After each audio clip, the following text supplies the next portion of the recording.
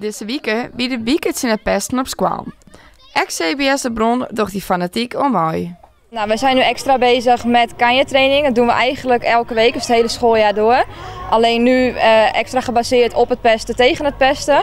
En verder doen we elke ochtend aan trefwoord. En in trefwoord gaat het nu ook specifiek over respect en respect voor anderen en respect voor elkaar. Er worden spelletjes gespeeld wat te maken heeft met samenwerken, vertrouwen op elkaar en plezier hebben met elkaar. En daarnaast worden er ook verhalen verteld en worden daar dingen uit het verhaal besproken met de kinderen en de leerkracht. Ze haar ek de band liever heersbeestjes op het schoolplein tekenen en even Senna biedt dit een goed ding. Nou, omdat dit een heel goed teken is. En dus als dat er staat, dan mag je niet buiten sluiten. Dan zie je dat. Nou, we hebben een spel gespeeld en dat was ook tegen pesten. En dan voelen we een beetje hoe het voelt als eentje buitengesloten is. Maar hoe wordt dit oplost?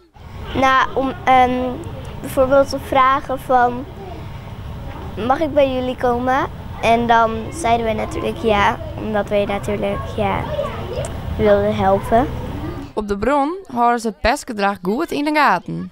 Nou, op dit moment zie ik het op deze school eigenlijk niet echt terugkomen. Sowieso ook niet in mijn eigen klas op dit moment. We werken eigenlijk heel leuk samen. En ja, naar aanleiding van dat zie je eigenlijk ook wel dat het kanjeprogramma wel echt goed werkt op deze school.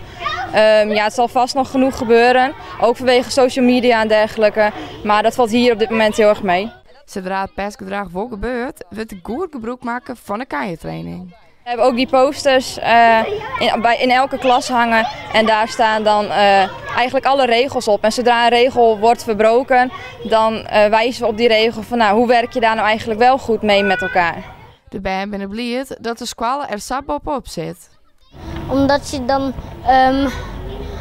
allemaal plekjes en dan voel je je niet lekker. Omdat pesten niet leuk is voor kinderen en dat is ook niet leuk voor andere kinderen als ze elke dag worden gepest.